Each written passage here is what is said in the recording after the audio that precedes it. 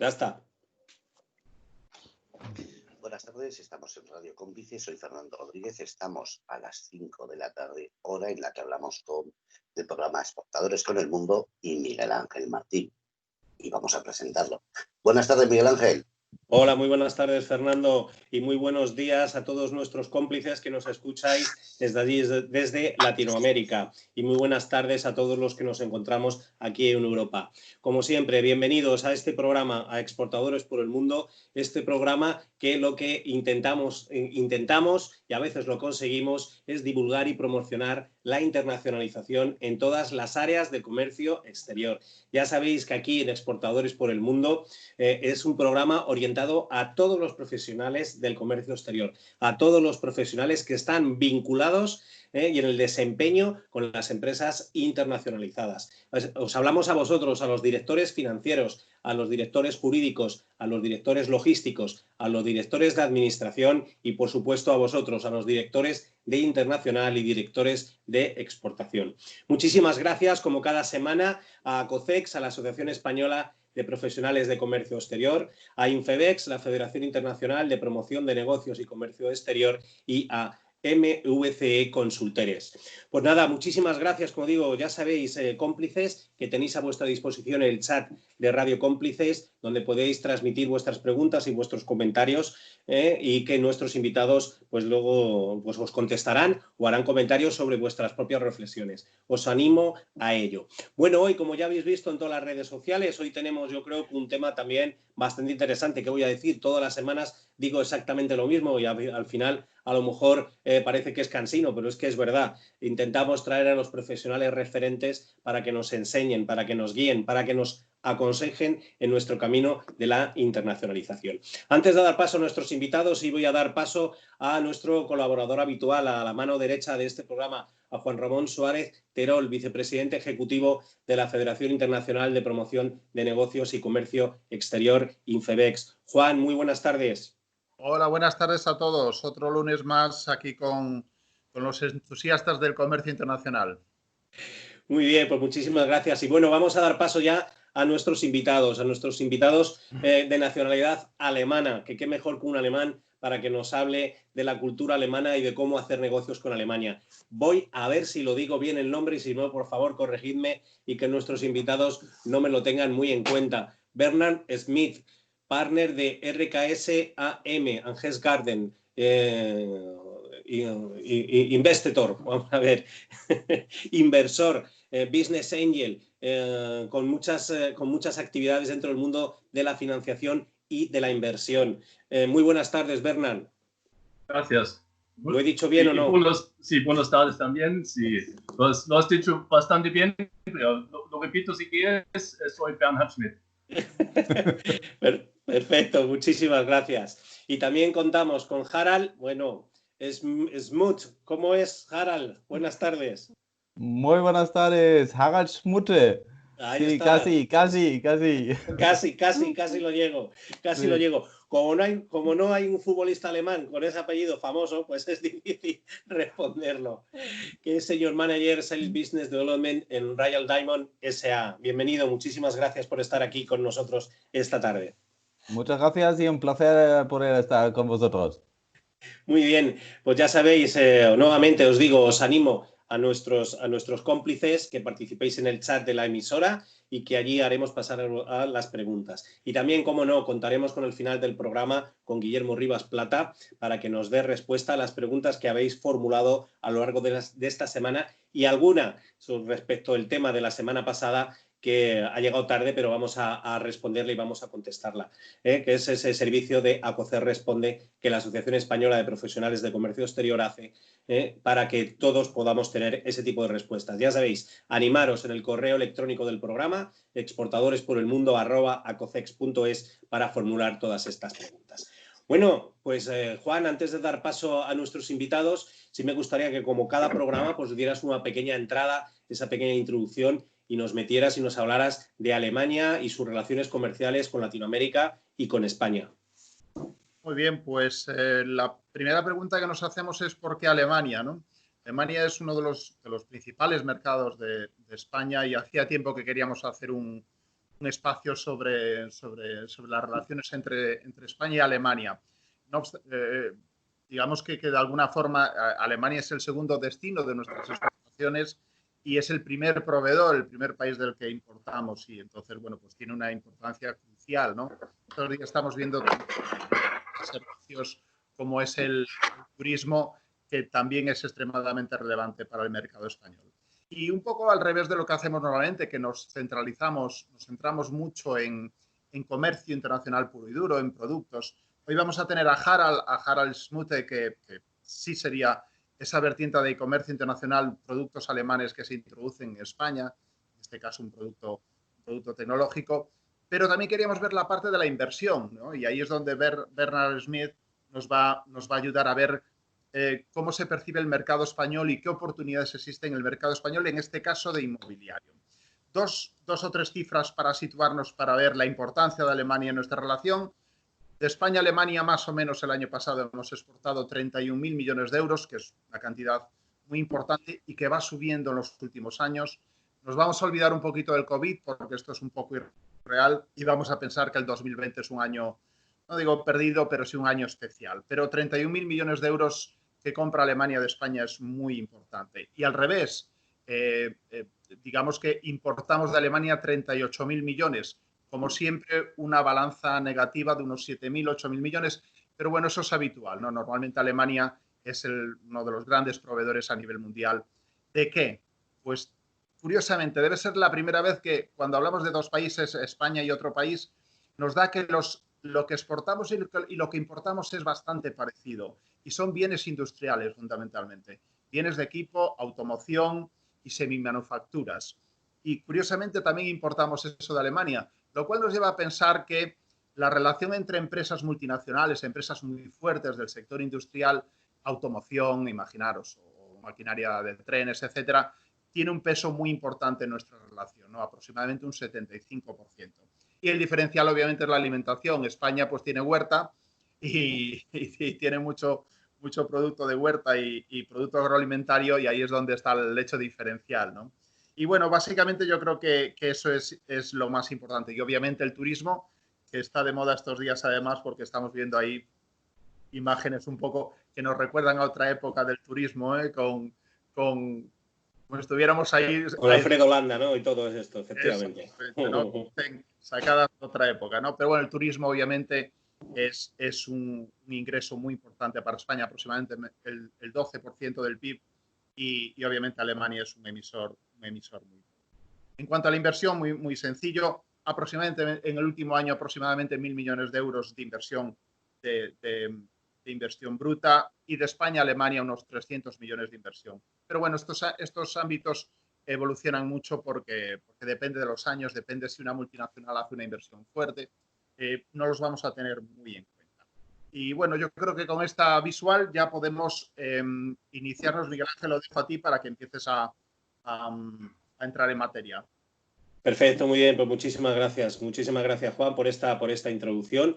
Y luego vuelvo a repetir, por ser pesado, quiero ser un poco pesado, pero que os quede, animaros a hacer preguntas, sobre todo por aprovechar que tenemos a estos invitados tan referentes que saben de inversiones, que saben de los mercados, para animaros, sobre todo también animaros allí desde Latinoamérica, para que tengáis esta oportunidad de conocer en mayor profundidad al mercado alemán y a las empresas alemanas y su forma de invertir.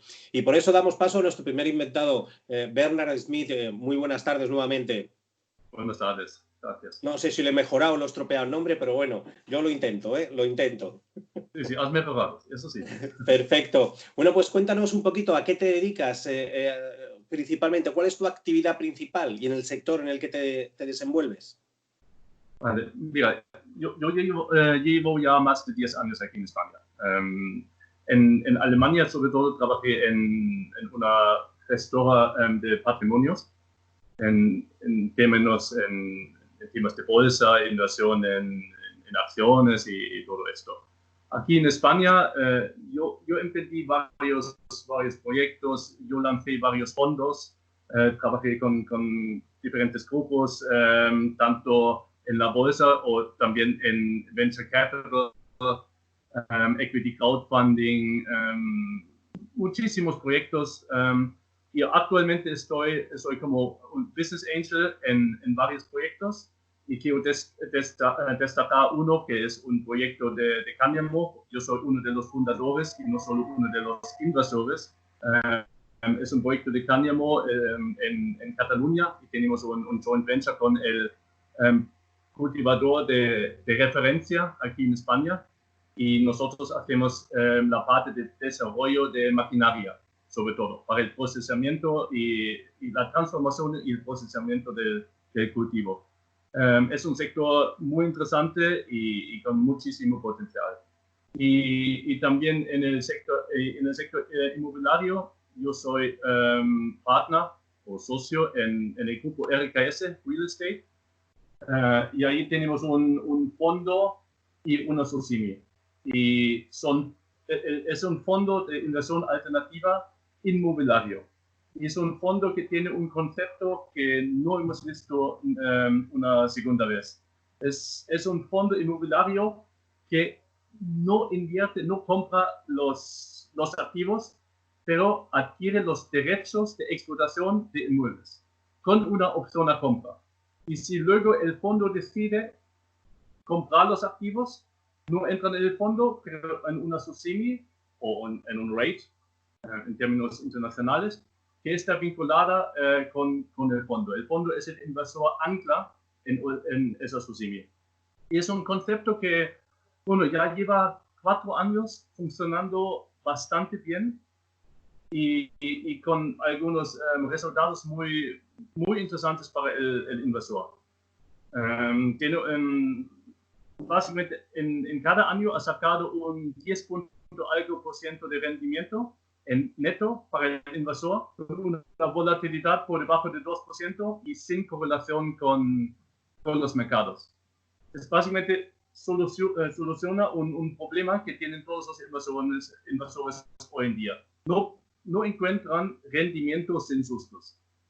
El banco no te da intereses. Bueno, en Alemania ya el banco te quita si tienes dinero en tu cuenta. Aquí no te dan mucho y claro, si luego ves el rendimiento después de inflación en términos reales es negativo. Y luego el mercado, donde a lo mejor, bueno, hay más que esto, el mercado da susto a muchos inversores, no quieren arriesgar sus ahorros, su patrimonio en el mercado, porque nadie sabe dónde van a estar a largo plazo. Y este fondo, como te decía antes, te da una rentabilidad de 10% o más, sin correlación con los mercados y con una volatilidad bajísima. Lo que también diferencia el fondo, aparte de invertir en usufructos, es la estrategia de inversión. ¿Qué hace?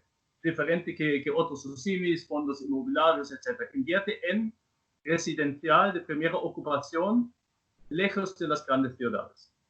Y normalmente la mayoría de los fondos y todos estos, o invierten en centros comerciales, en hoteles, en oficinas o en zona prime, en las grandes ciudades. Pero nosotros, como somos una boutique pequeña, hemos buscado dónde hay un nicho realmente interesante, prometedor, y donde realmente podemos desarrollar algo interesante. Porque si nosotros hacemos lo mismo como los grandes, eso es como es la perfecta fórmula para el fracaso.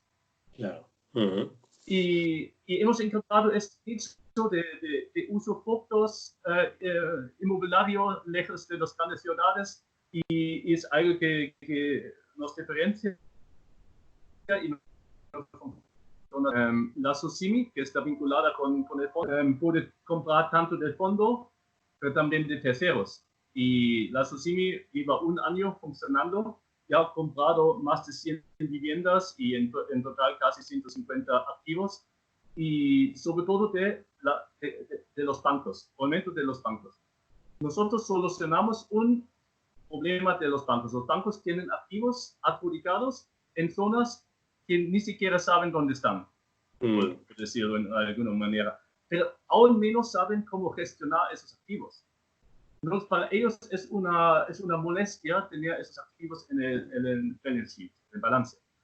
Y nosotros compramos esos activos, pero con un descuento muy, muy, muy sustancial de entre 40 y 50% del valor de la tasación en esas poblaciones donde los precios no han subido después de la crisis. Los precios han tocado fondo en 2014 y luego no han subido en esas poblaciones. Y ahí compramos con un descuento sustancial. Por decirte algo, un piso nos cuesta en promedio 30.000 euros y luego lo alquilamos por 350, 400 euros al mes. La rentabilidad es muy, muy, muy interesante.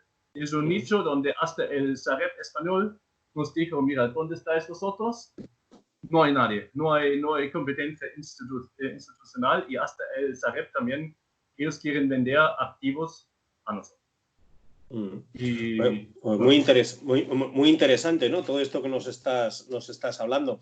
Y a la hora de fijar en otro tipo, estás hablando de tu visión de Business Angel, ¿en qué tipo de sectores es en lo que os fijáis a la hora de invertir o tú personalmente te fijas a la hora que os vienen esas propuestas de negocio para que invirtáis?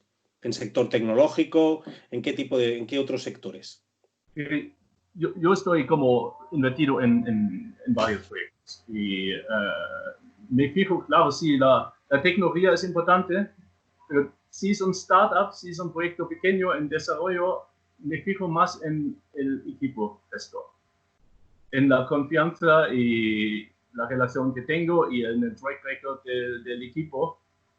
Y porque yo creo que un buen equipo puede hacer de un mal proyecto un éxito y al revés es fracaso seguro. Y bueno, yo estoy invertido, por ejemplo, en un proyecto de biodiesel en Grecia. Es también por un contacto muy cercano mío que tiene este proyecto ahí y es algo también sostenible, tecnológica, etcétera. Luego en otros proyectos de cáñamo, no solo en el mío, y luego en otros proyectos de muchos tipos.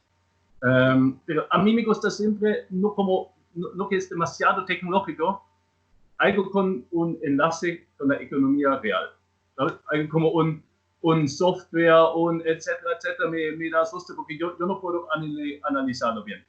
Yo prefiero invertir en la economía real y la tecnología da una ventaja competitiva, que hacen algo diferente por la tecnología, pero no como el fin en sí mismo. Ajá. Muy bien, pues muy interesante todo lo que nos estás contando, Bernard. Pues luego continuamos, vamos a dar paso a nuestro siguiente invitado y luego continuamos también contigo y con todos los temas que podemos sacar en común, ¿de acuerdo? Bueno, pues Harald, muy buenas tardes. Muy buenas tardes. ¿Qué tal? Bienvenido nuevamente aquí a Exportadores por el Mundo. Muchísimas gracias por estar. Pues lo mismo que hemos estado comentando, Ando, cuéntanos un poquito de tu experiencia y a qué te dedicas profesionalmente y cuál es tu relación aquí en España con el mercado español. Pues sí, muchas gracias por la invitación. Yo ya llevo 16 años en España, bueno, más 2 años en los años 90 y estuve trabajando tanto para empresas españolas como empresas alemanas. Por lo tanto, puedo sí que decir que tengo experiencia en ambos lados, suficiente para poder valorar un poco la relación entre ambos países. ¿A qué te dedicas tu actividad principal? Sí, yo me dedico a abrir el mercado en Alemania y trabajo para la empresa Royal Diamond, que fabrica laminados, resinas y barnices para el aislamiento eléctrico. Y en este mundo, pues igual que para otros, pues lo que siempre estoy ofreciendo en el mercado es la ventaja que ya conocí antes en el sector renovable que tiene España o que tienen las empresas en España, que sobre todo una muy buena ingeniería y unos precios competitivos. Y eso realmente nos beneficia mucho y nos posibilita de realmente entrar en estos mercados tan difíciles, incluso como Alemania o otros países europeos igualmente. Pues fenomenal, pues muy bien. Juan, tu paso, aquí tienes a los invitados. Perfecto. Siguiendo con Harald, porque conozco a Harald ya desde hace algún tiempo y además me vino por una referencia de una persona pues, bueno, que trabaja en una empresa muy importante y me dice, mira, aquí hay un proyecto interesante, ¿no? Y me gustaría, Harald, que me hablaras un poquito de qué es el TARF ROB y que viéramos un poquito cuál puede ser el futuro en ese sector, porque yo creo que es un producto muy, muy interesante. ¿Qué nos cuentas del TARF ROB? Sí, yo a mí aprovecho esto para demostrar un poco que lo que deberíamos buscar a veces son las relaciones bilaterales. Y yo siempre escucho mucho a las empresas que tienen esta inquietud en Alemania de desarrollar continuamente nuevos productos y una vez estuvo preguntando una de esas empresas, digo, ¿en qué estáis ahora? Y me habían comentado que estamos desarrollando un robot automatizado para hacer mantenimiento de césped artificial. Y entonces, pues yo me quedé un poco sorprendido porque vosotros tenéis césped natural y digo, el césped artificial lo tenemos aquí en España. Mucho más que ahí en Alemania. Y al final, pues hemos encontrado, y dice, sí, es verdad que el mercado lo tienes tú al lado. En fútbol creo que en España es una referencia pues mejor casi que ninguna. Lo curioso es que en muchos otros sectores muchas cosas están muy automatizados y en ese sector el trabajo en los campos de fútbol es muy manual. Y entonces pues de ahí viene un poco la idea y yo directamente he dicho, vale, pues eso nos podría funcionar aquí y al final probando, viendo cómo es la reacción, también hemos visto bueno, yo también tengo experiencia en el tema de energía solar. Digo, vamos a hacerlo un poco más sostenible este producto con una carga con paneles fotovoltaicos. Y entonces, pues al final ellos ofrecen un producto y yo añado puedo añadir otra solución. Y por lo tanto, realmente de una oferta de ida, digamos, al final es una cooperación entre todos. Muy bien, Harald. A mí el romanticismo me está pudiendo porque yo en mi niñez fui jugador del Deportivo de La Coruña y jugábamos en campos de tierra.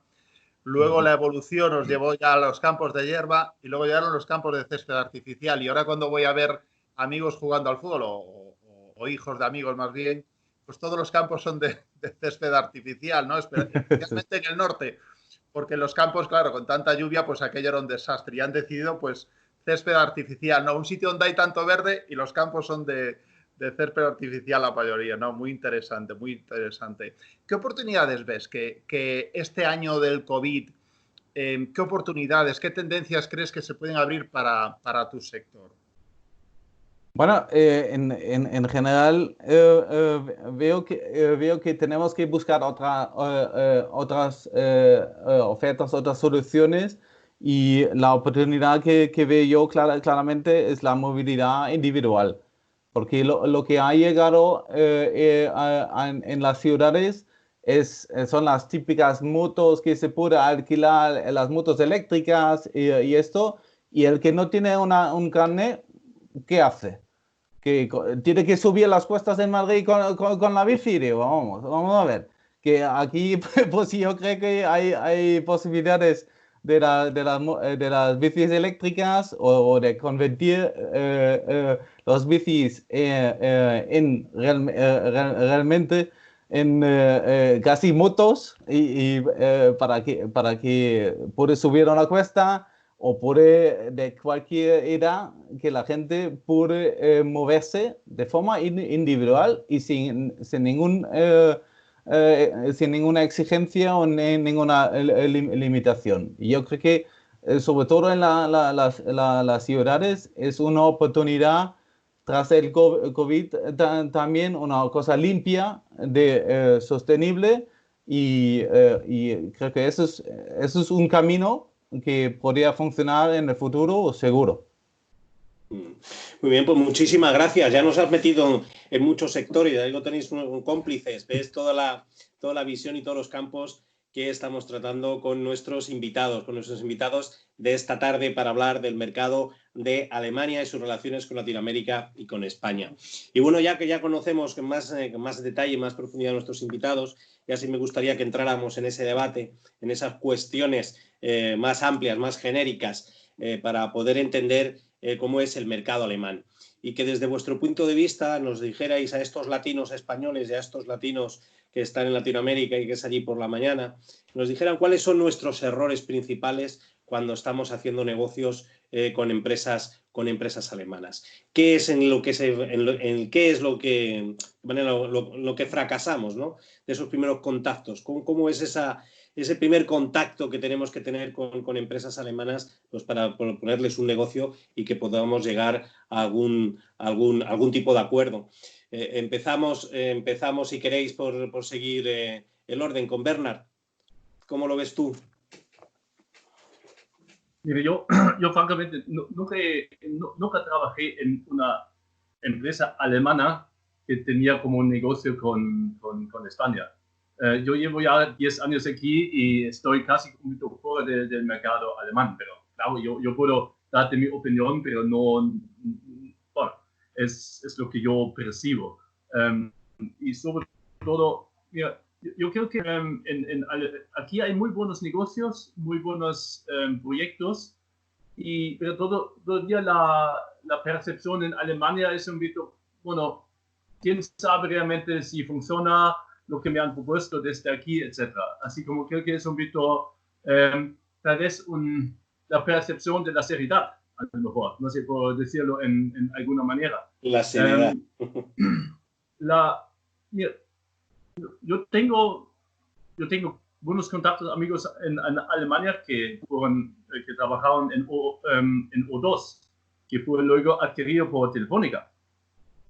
Y él es como un alemán, súper alemán, como muy, bueno, cuadriculado, por decir todos esos estereotipos, pero muy planificado, muy correcto y todo esto. Y él de repente tuvo que venir aquí cada mes y coordinarse con el equipo aquí. Y él me dijo, mira, aquí siempre estaban improvisando y luego también se marcaron objetivos totalmente irrealistas y luego se pelearon porque no han logrado esos objetivos. Y es algo que, bueno, también he visto en mi experiencia con proyectos y también dentro de empresas aquí, que yo creo que es más como improvisar, pero también con casi demasiado optimismo. El optimismo está bien, pero si el optimismo se desvía demasiado del realismo y luego con la emoción un poquito latinoamericana, un poquito más del sur de Europa, se empieza a pelearse porque no se han podido lograr esos objetivos.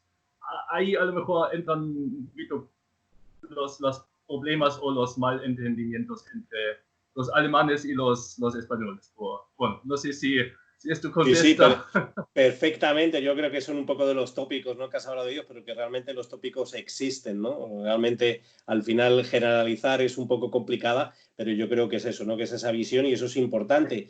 Hay tendencias, sí. Claro. Entonces hay que ser importante, que es decir, que cuando vamos a entablar una relación los tópicos existen, entonces el alemán va a pensar que el español es poco serio, lógicamente con los objetivos que viene le va a vender demasiado optimismo, entonces eso es un poco la realidad, ¿no? Como hablamos en ventas, es importante saber cuáles son esas objeciones que te va a plantear un cliente a la hora de hacer un negocio y de todas esas objeciones ocultas que tienen que salir, ¿no? Y yo creo que lógicamente vas por esa línea de esos tópicos que realmente existen. Harvard, ¿cómo lo ves tú? Sí, yo vi otro día el protocolo que habéis comentado sobre el tema de Japón. Sí. Me pareció curioso porque pensándolo bien, yo creo que hay un protocolo en todos los países, aunque no son tan estrictos como en Alemania, pero sí efectivamente un cliente, si le llamas a las 12 de mediodía, pues se enfada. Entonces, pues igualmente si le llama más tarde de las 5, entonces pues mejor que no lo hagas. Aunque esos protocolos creo que se varían un poco, sobre todo ahora con el COVID. Antes era imposible de contactar a una persona por teléfono. Ahora, si yo quiero hablar con alguien, me coge el teléfono o le consigo hablar con él sí o sí. Y insistiendo un poco, pues existe esta posibilidad. También son muy abiertos a nuevas tecnologías como el LinkedIn, que si le escribes un poco, comentas un poco el tema, pues te arriesgas quizás de que no te contesten, pero en la mayoría de los casos sí que te hacen caso. Y lo que comentasteis ahí en Japón, pues en Alemania, pues recomiendo que tú vayas a verles, pero nunca jamás te ocurra de negociar con ellos ahí en su entorno. Porque entonces sí que son cuadriculados Cuadriculados. completamente. Sácales, aunque sea a comer o a cenar, pero sácales un poco de su entorno y ya veréis que se cambia. Entonces ya podéis hablar de lo que queréis y de la manera que vosotros queréis. Y luego, muy importante también, lo digo igualmente, que les invitáis a España, que muchos no conocen otra cosa que Mallorca. Entonces, pues, y están todos encantados en general de salir del país. Y de eso hay que aprovecharse. De que si les invitas a una, da igual si es una fábrica en un pueblo o en la ciudad, que ya les vas a vender de alguna manera que es bonito venir. Y es verdad. Y cuando ya les ofreces algo de buena comida, pues lo tienes ya casi ganado. Fantástico. O irles a verles a Mallorca, ¿no? También puede ser una alternativa. Hubo un proyecto hace años que se desarrolló en Acocex, que era que en vez de hacer promoción de tus productos y de temas comerciales a Alemania, que fueras a Mallorca, que lo hicieras directamente a Mallorca, porque allí lógicamente estaban más despejados, estaban más tranquilos, estaban más abiertos y a lo mejor era posible que pudieras hacer más negocios, sobre todo en el sector de la gastronomía, ¿no? El sector de los productos hortofrutícolas y de la alimentación y los productos gourmet. Se organiza eventos con los productos en Mallorca que están mucho más abiertos, con mucho más ánimo, y luego ya irás a verles a Alemania, ¿no? Sí, yo creo que soy el único alemán que ha ido a Mallorca solamente por negocio y no. Y no de vacaciones. Muy bien, Juan, ¿cómo lo ves tú? Pues mira, la verdad que tenía dos comentarios sobre cosas que han hablado tanto Bernard como Harald. En el caso de Harald, a ver, estos días se está hablando mucho, estas semanas pasadas, sobre el plan de reconstrucción europeo. Bueno, estas cosas que vienen de la Unión Europea que se anuncian a bombo y platillo y luego se queda todo en la mitad. Pero yo creo que tanto para Harald como para Bernard puede tener bastante sentido porque por lo que he oído, así metiéndote un poquito más sobre ello, realmente es un plan de reconstrucción basada casi exclusivamente en ayudar al cambio digital y medioambiental, que va a ir especialmente dirigido a empresas, ¿no? Por si alguien se piensa que este fondo va a ser para otra cosa. Es básicamente dar un cambio hacia el mundo digital y hacia el mundo de la sostenibilidad, y va a ir especialmente dirigido a empresas, si no me equivoco. ¿Qué significa eso? Que obviamente los líderes tecnológicos europeos, que fundamentalmente es Alemania, pues van a tener un peso específico y están ya de alguna forma ya invirtiendo mucho sus empresas para esa preparación de ese cambio, ¿no? Entonces ahí, Harald, me da la sensación de que estar trabajando en el sector de sostenibilidad, porque tanto el TAFROB, que bueno, puede ir un poquito por ahí, pero los proyectos que tiene de movilidad eléctrica, por ejemplo, me parece que van a estar bastante beneficiados por ese plan de reconstrucción europeo. Simplemente era esa anotación. Y luego también otra cosa que decía Bernard y que me llama mucho la atención. Ahí Miguel Ángel y yo, y Guillermo, que anda por ahí también, nos acordaremos cuando somos los tres profesores de másters de marketing fundamentalmente, internacional. Y cuando estábamos haciendo siempre los objetivos y hacíamos el proyecto, siempre le decíamos a los estudiantes, a ver, los objetivos, y siempre eran objetivos de ventas, ¿no? Y decíamos, no, los objetivos deben ser pues específicos, medibles, alcanzables. Los famosos SMART. Sí, señor. Los SMART, ¿no? Los SMART Objectives. Y sí, siempre se quedaban los alumnos como diciendo, bueno, sí, pero es que yo en la empresa en que trabajo, los objetivos son siempre de ventas y siempre son mejores que los del año anterior, ¿no? O sea que son temas que fíjate cómo salen y que nos gustan. Me gustaría lanzarles a los dos otra vez, a Bernard y a Harald, que a ver si tienen una visión de dónde se ven dentro de 3 o 5 años. Por ejemplo, en el caso de Bernard, en el sector inmobiliario o en el sector, por ejemplo, del cáñamo también, que es relevante, que ahí sí que yo creo que va a haber un avance importante también en el CBD y en el sector inmobiliario. Y luego Harald, a ver qué nos habla también de dónde ve su sector del entorno medioambiental. Bernard, ¿cómo te ves dentro de 3 o 5 años en estas inversiones en el sector inmobiliario español, en costa, en interior, etcétera, en poblaciones pequeñas? Sí.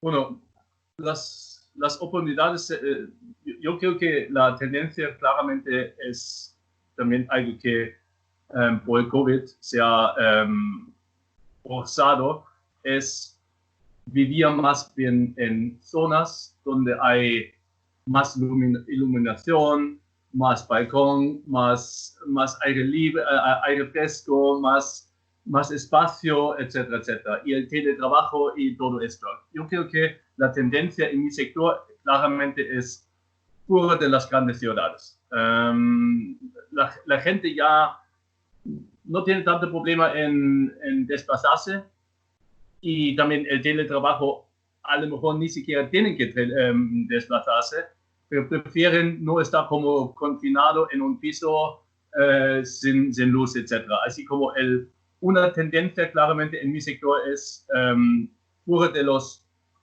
centros urbanísticos o de las grandes ciudades. Otro también claramente es el alquiler.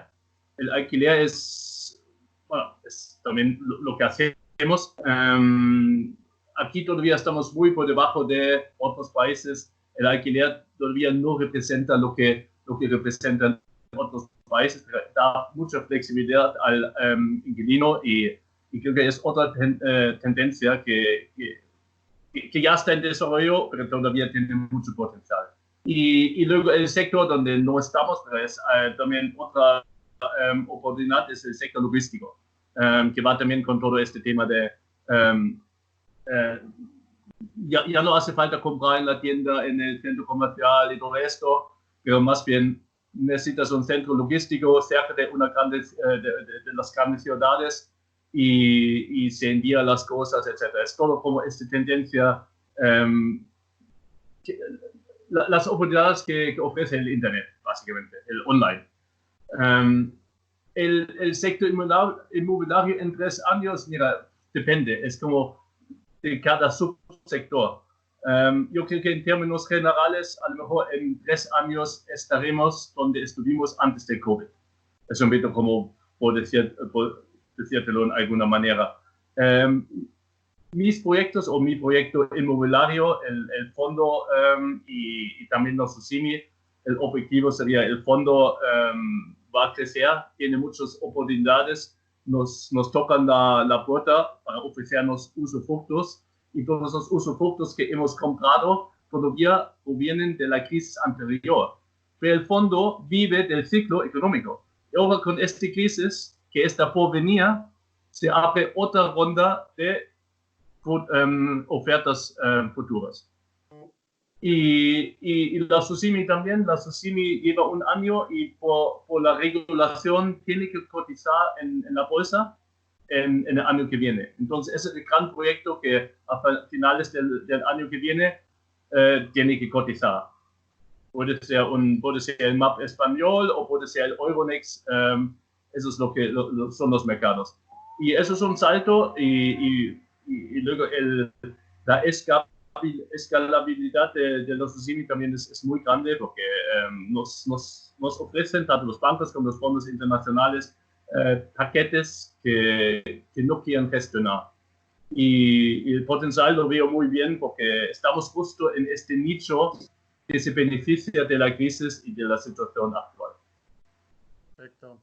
Fíjate que lo que dices además va muy en consonancia con lo que vemos, ¿no? Yo soy de Galicia, por ejemplo, y incluso en la propia Galicia se ve como la gente está empezando a mirar propiedades en el campo, en poblaciones pequeñas. Se han dado cuenta que la ciudad, ante posibles o bien pandemias o algún tipo de problema, en el campo se puede vivir mucho mejor o en poblaciones pequeñas.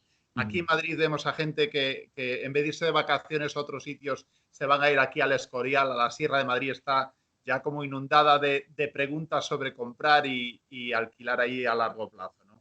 Y luego es cierto, el mercado del alquiler, especialmente en los millennials que no tienen un sentido de la propiedad como tenían otras generaciones anteriores, la venta online, etcétera, pues la verdad que puede ser un factor muy importante el tema del alquiler. Muchas gracias, Bernard. Harald, ¿dónde te ves tú dentro de 3 años en tu sector de movilidad medioambiental y de Rob, obviamente, que también estaría dentro del entorno medioambiental? ¿Cómo ves el mercado en 3 o 5 años? Pues yo veo que en general que el ecologismo por el tema de COVID no se va a olvidar. Todos los movimientos se volverán y a lo mejor se volverán incluso más fuertes. Y eso da oportunidades, como ya había comentado antes, en el tema de movilidad humana, sobre todo donde yo lo veo, que en poco tiempo se va a cambiar bastante, que no se va a ver tanto humo por las motos digamos, ya se ve mucho más vehículos eléctricos. Igual que se van a ver más coches eléctricos, y eso se va a ampliar por otros tipos de vehículos también. Y entonces, pues, eso es lo que seguramente vamos a ver en el futuro, pero yo lo que veo también que, digamos, dificultades o errores del pasado, como en el año 2008 o lo que sea, los bancos no lo han olvidado. Quiero decir que hoy en día yo lo veo mucho más difícil de llegar a estos fondos, porque al final cada banco todavía impone, bueno, me parece muy bien, pero yo no me fío mucho y te voy a exigir esto o lo otro. Y eso al final va a alargar un poco, digamos, estos cambios porque la confianza, digamos, en cambiar en general es pequeña, ¿no? Entonces, pues realmente será una lucha, sobre todo al inicio. Muy bien, muchísimas gracias por todas vuestras opiniones y por vuestros comentarios. La verdad que lo estamos pasando muy bien y el tiempo se nos está echando encima. Pero mirad, tenemos preguntas desde el chat de Radio Cómplices que han entrado. A ver si podéis solucionarlas, a ver cuál es vuestra opinión. Mira, Casla nos pregunta que por qué creen que hay tanta diferencia a nivel industrial entre España y Alemania. Bernard, empezamos por ti. A ver, ¿qué os parece? ¿Cuál es vuestra opinión? Lógicamente, como digo, estamos en una reunión entre amigos, una reunión entre colegas, y lo que se trata no de sentar dogmas, sino, bueno, expresar opiniones, pero yo creo que es bueno que eso sí está, ¿no? Es decir, ahora, sobre todo cómo salimos de la crisis, lo que estamos viendo es importante, ¿no? Que nos pongamos en situación. Alemania es el principal país dentro de la Unión Europea, la que más tira, la que más mueve, y lógicamente hay que mirarnos hacia ellos. Y ante esta realidad, bueno, pues ahí está una pregunta. ¿Por qué pensáis vosotros que existe esta gran diferencia a nivel industrial, de inversiones industriales, de desarrollo industrial entre Alemania y España? ¿Qué os parece? Es una pregunta, no parece sencilla, pero es muy complicada de contestar. De responder. Al fin y al cabo, es como contestar en términos generales, es alimentar estereotipos. Y sin hacerlo casi no es tan fácil. Bueno, yo creo que si no ves solo a Alemania y España, pero fuera de esto, mira, si ves al mundo nórdico y al mundo no nórdico, no sé cómo se nota que hay más. Ahí te estamos perdiendo, Bernard. En países como Inglaterra, Alemania, etc. Sí, he vuelto. ¿Estoy? ¿Hola? Sí, ahora sí. Había sido, pero ahora te escuchamos. Sí. Vale, pero bueno. Es un poco como, creo que en general no solo comparar Alemania con España, pero en general el mundo nórdico con el mundo a lo mejor mediterráneo o en el sur, etc. Y ahí se puede derivar el porqué, a lo mejor.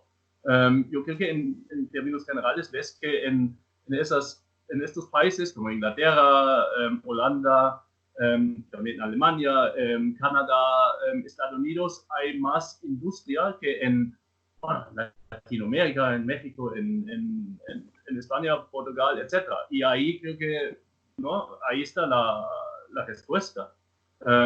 ¿Y por qué es así? Bueno, a lo mejor históricamente la gente ahí, yo creo que la gran diferencia realmente está en el clima, ¿no? Y el clima ahí es más duro y siempre la gente tenía que buscarse la vida y protegerse de no sé, como de un invierno y pensar más en el futuro y todas esas cosas que conocemos. Y así como pensar a largo plazo,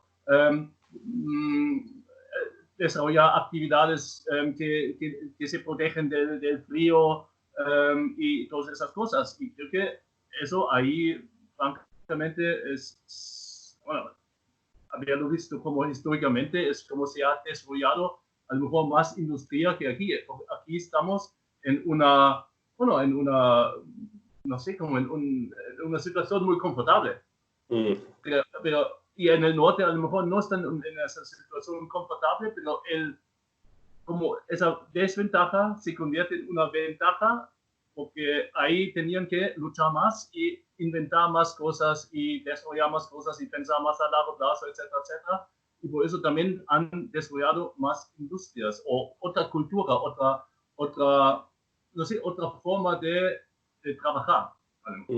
Bueno, es alimentar estereotipos, pero no sé cómo contestar esa pregunta. No, por eso son opiniones, que es lo bueno, un poquito también para acercarnos y ver lo que es la mentalidad también, lo que hay. Harald, ¿tú cómo lo ves? Sí, yo veo principalmente en esas empresas, como había hecho un ejemplo antes, que la inquietud continua que tienen de cambiar o desarrollar lo que hay. No está contento nunca. Eso afecta también en su actitud, un poco siempre están descontentos, pero por otro lado siempre salen nuevos productos. Y luego lo ponen en marcha. Y eso es un punto muy importante. Digamos, aquí también veo muchas ideas, muchas cosas, pero hasta que lo ponemos en marcha aquí en España, Cuesta. Pues cuesta. Y eso es lo que hay que cambiar. Hay que atreverse, ponerlo en marcha y adelante. Muy bien, pues nos vamos ya prácticamente terminando, quedan 10 minutejos, pero viene otra pregunta más y luego entramos a Cocer Responde con Guillermo Rivas Plata. Otra pregunta que nos ha entrado desde el chat de Radio Cómplices. A ver qué idea podéis tener o responder a Alfonso, que nos escribe desde México y nos dice que qué pensáis, si es mejor para exportar a Alemania hacerlo directamente de México a Alemania o pasar por España. Que sea España el punto de entrada para que los productos mexicanos pudieran entrar a Alemania, los productos y servicios. ¿Cómo lo veis? Bernard, por seguir el orden. Bueno, al fin y al cabo depende realmente muchísimo de cada proyecto, de cada persona, de cada situación. Yo creo que si es la primera vez que entras en el mercado europeo, siendo mexicano, yo creo que tiene más sentido hacerlo a través de España, porque así te acercas a la cultura. Aquí no tienes, si a lo mejor no hablas alemán, pero claro, hablas castellano y esas cosas, creo que es mejor hacerlo primero aquí, coger experiencia, etcétera, etcétera, y verlo como una plataforma para luego hacerlo hacia Alemania. Yo creo que tiene más sentido así, pero creo que al fin y al cabo hay que analizar cada proyecto, cada actividad y ver qué recursos tiene el equipo. Perfecto. Y Harold, ¿tú cómo lo ves con tu experiencia? Yo realmente depende del producto por supuesto, y del objetivo que quieres conseguir, pero si quieres entrar en Alemania, pues entra en Alemania. Pero eso sí, tienes que prepararte bien. Y en este caso aconsejo incluso crear una filial local para que te fueras presentarte con una manera como si fueras de los suyos. Y esto ya te abre en sí muchas puertas. Porque si vas por una esquina, digo, pues a ver si metes un gol, pero no sé. Muy bien, pues fenomenal. Pues muchísimas gracias. Ya sabéis, gracias a los que habéis participado, ya sabéis, en el chat de Radio Cómplices. Y vamos a dar paso ya a Guillermo Rivas Plata Sierra, que es el responsable del servicio de ACOFEX Responde de ACOFEX, la Asociación Española de Profesionales de Comercio Exterior. Guillermo, muy buenas tardes. ¿Qué tal? Buenas tardes a todos. Muy bien, Guillermo. Pues mira, tenemos aquí una pregunta de la semana pasada que han tratado, ya habíamos terminado el programa, pero bueno, yo creo que es bueno también para aprovecharlo. Y Fermín Sánchez pregunta, dice que buenas, pese al Tratado de Libre Comercio con Japón, estamos hablando de Unión Europea con Japón, no es posible enviar productos hortofrutícolas. ¿Qué previsión hay para abrir este mercado? Y además dice que a quién se debe dirigir o cómo pueden estar ellos informado para cuándo se abre y con todos los trámites que pueda haber en función y vinculado a este Tratado de Libre Comercio Japón-Unión Europea. Bueno, pues de forma rápida, la previsión, bueno, en teoría son 7 años, si sabéis, desde el 1 de enero del 2019, en el que el acuerdo que hemos alcanzado con Japón estima el que este acuerdo lleve a ese fenómeno de libre comercio. Son 7 años en los que se empiezan con un proceso de reducción de los aranceles hasta un arancel de tipo cero y de una armonización en la parte hortofructícola, sobre todo en la primero validación de los laboratorios españoles que pueden certificar productos hortofructícolas, segundo de la certificación que está emitiendo Sanidad Exterior de las diferentes comunidades autónomas españolas, porque no tenemos un único criterio en España. Es uno de los grandes problemas que tenemos dentro del acuerdo con Japón. Es decir, no es el mismo procedimiento que seguimos, por ejemplo, en Galicia que el que seguimos en la Comunidad de Madrid para el mismo producto hortofructícola, con lo cual tenemos un gravísimo problema, porque es una locura para el japonés llegar a entender y comprender el por qué y cómo hay que hacerlo, ¿no?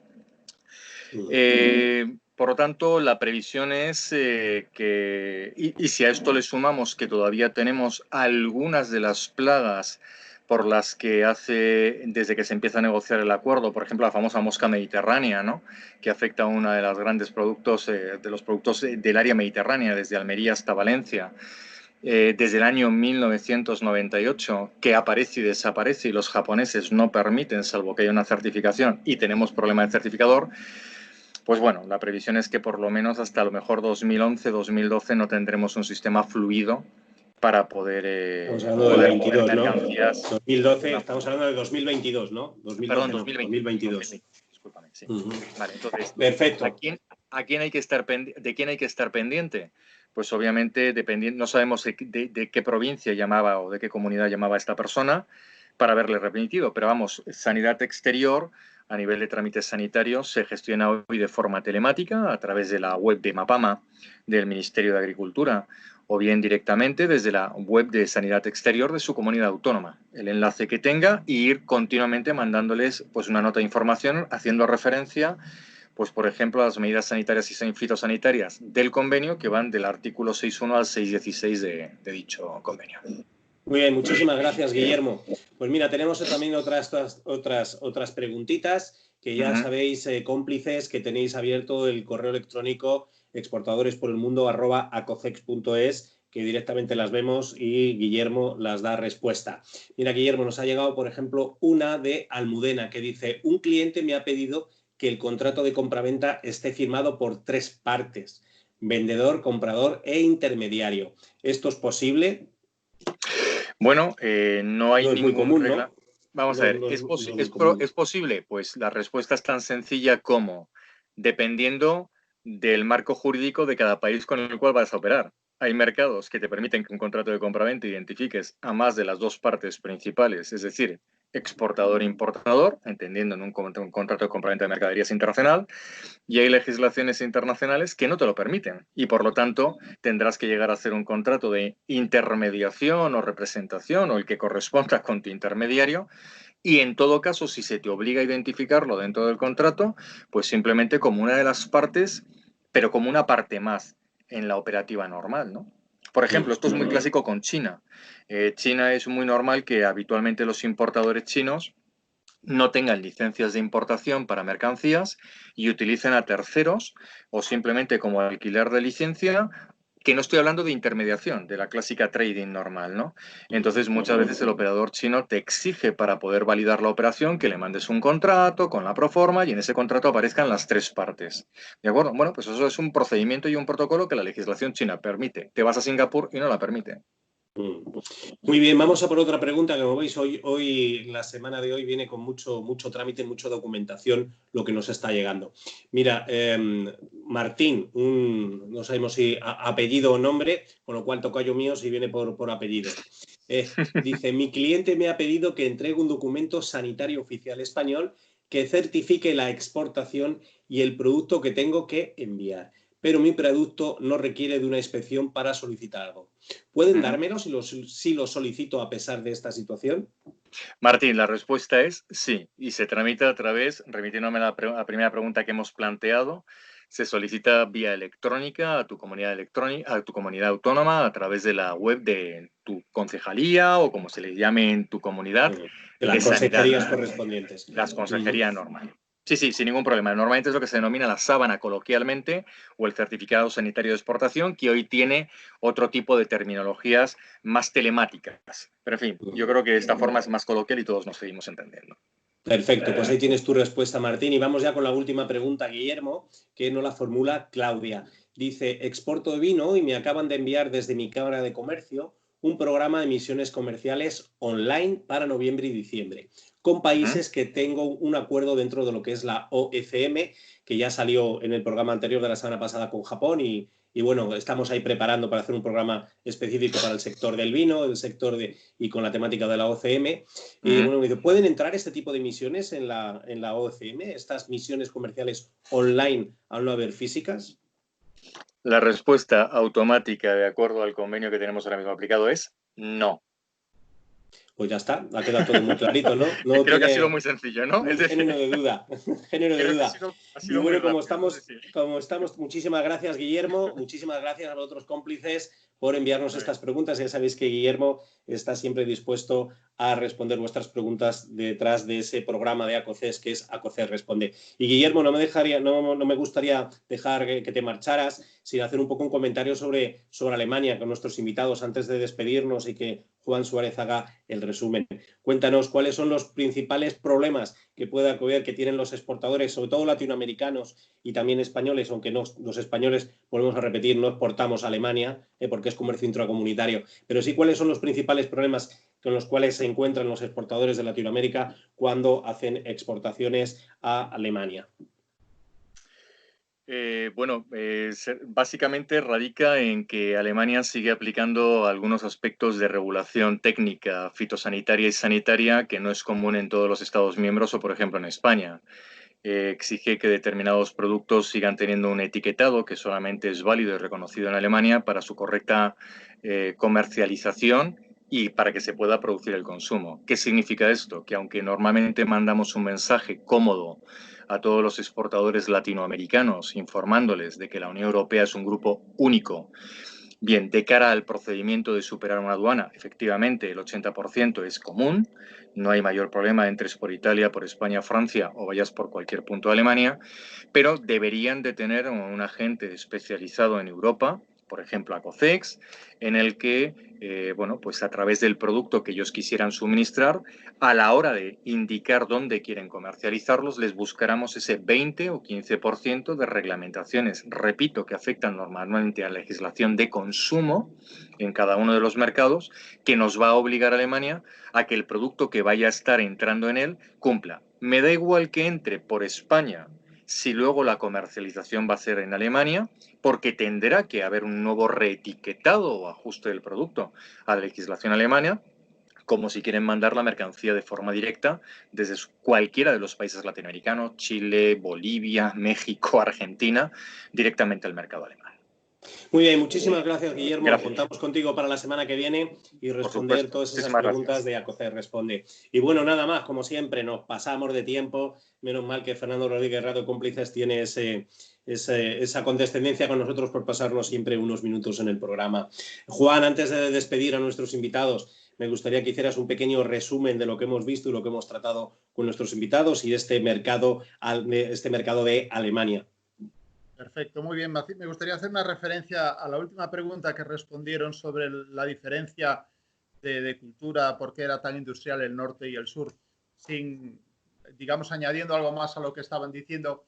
Puede haber una explicación y de hecho es una parte que se da normalmente en una situación, digamos, socio-religiosa, ¿no? En el norte el luteranismo, tanto calvinismo como luteranismo o los protestantes en general, siempre han, digamos, facilitado el afán de lucro como algo normal en sus vidas. El catolicismo siempre vio un poco el afán de lucro un poco como no tan prioritario, ¿no? Yo creo que por ahí puede ir un poquito la cosa de por qué. Y luego el tema climático, claro, si la naturaleza te está continuamente poniendo zancadillas, pues mejor es cubrirse. Fíjate que los futuros sobre el trigo ya existían en la Edad Media en la zona de Suiza y Alemania. Y los príncipes alemanes fueron siempre financiadores en el siglo XVI de las monarquías europeas. Con lo cual, bueno, la historia está siempre por ahí y las cosas no suelen ser casualidad. Pero luego hemos hablado hoy del sector inmobiliario, hemos hablado del sector medioambiental, de la movilidad eléctrica, de los aspectos de negociación entre España y Alemania, muy interesante, las oportunidades y tendencias en los dos sectores de los que fundamentalmente hemos hablado hoy. Y simplemente dar las gracias a Bernard y a Harald, ¿no? Y adelantar que la próxima semana vamos a tener un especial sobre Cuba. Es un mercado totalmente diferente. Seguro que a Harald y a Bernard también les gustará en algún momento acercarse a La Habana, que es un sitio maravilloso y unas playas fantásticas, como les gusta a todos. Pero Cuba va a ser un mercado que, bueno, siempre está ahí con esa incógnita, pero creo que merece un programa especial y el próximo lunes hablaremos de Cuba. Muy bien, muchísimas gracias, Juan. Y nada, pues ya solo queda despedirnos de nuestros invitados. De Bernard Smith, muchísimas gracias por estar con nosotros esta tarde. Muchísimas gracias por toda tu aportación y toda tu saber hacer.